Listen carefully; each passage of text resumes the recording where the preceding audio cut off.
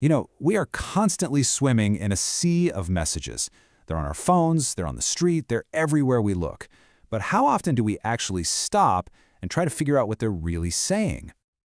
I mean, do you really see it? Or is it all just background noise? Well, today, we're going to change all that. We're about to become message detectives. We're going to learn to crack the codes and read the symbols that are hiding in plain sight, shaping our world every single day. So, you ready? Let's dive in. Okay, first things first. We have to completely change how we think about, well, everything. We're going to start seeing the entire world as a text that's just waiting for us to read it.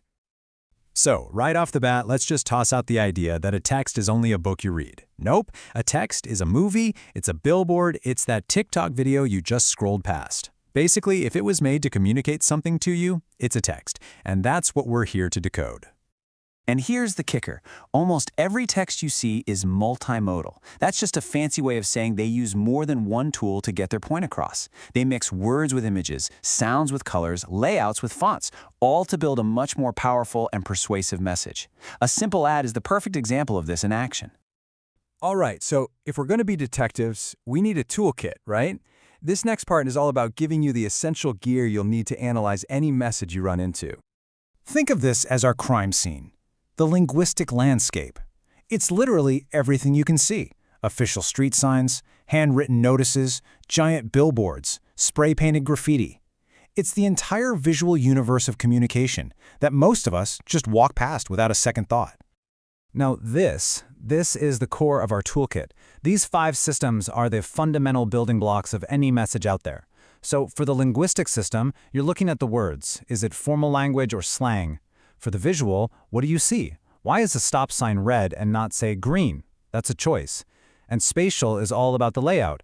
Why is the logo on a website almost always in the top left corner? Every single one of these choices is a clue left by the creator. And that brings us to geosemiotics. I know, it sounds super academic, but the idea is actually dead simple. Context is everything. Think about it. A keep out sign on a military base means one thing. But what if you saw that exact same sign stuck on a public library door? It would mean something totally different, right?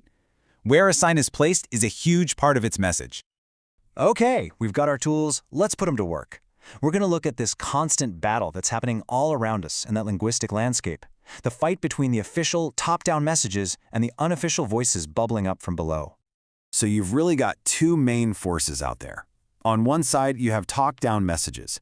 These come from an authority. The government, a big company, they're the rules. They tell you what to do. On the other side, you have bottom-up messages. This is the voice of the people, a handmade sign for a local bakery, a protest poster, or, as we'll see, graffiti. You can pretty much sort every sign you see into one of these 4 buckets. You've got your rules, your helpful directions, and of course, your ads. But honestly, the most interesting one, the one that really shows that bottom-up voice in action, is that last one. A transgressive sign is a rule breaker. It's a message that shows up where it's not supposed to be. And yeah, the biggest, loudest, and most common example of this is graffiti. So, instead of just dismissing graffiti as vandalism, let's put on our detective hats. What if it's not just random noise? What if it's actually a voice? For people who feel like they don't have a say, graffiti can be a powerful tool. By putting their mark out there in public space, they're cutting through that official, top-down noise. They're making a hidden community visible. They're literally writing their own stories on the walls of the city. Okay, so we've used our toolkit on street signs. But here's where it gets really powerful. These exact same principles, analyzing the message, the placement, the voice, they apply to everything. So let's turn this into a skill you can use every single day. This is where we turn all this theory into real-world practice. The next 4 slides, think of them as your new secret weapon for making sense of the world. Always start here. Who made this thing? Was it a company, a political group, just one person?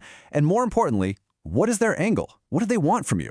Are they trying to sell you a car, get your vote, or just make you laugh?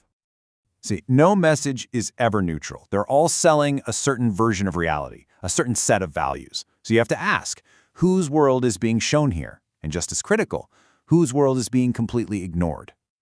This one's about putting yourself in someone else's shoes. The way you see a message is shaped by your whole life. So how might someone from a different country or a different generation or a different background see this exact same thing? The answer is often very different. And finally, we bring it all home. This is where you whip out that semiotic toolkit we talked about.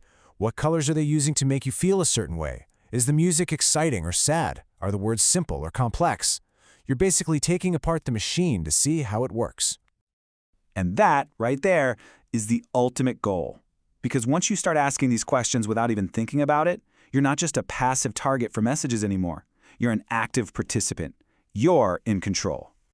So, I'll leave you with a challenge. The very next ad that pops up on your feed, the next news headline you see, the next sign on the street, just for a second, stop. Ask the questions. Be the detective. What is it really trying to say?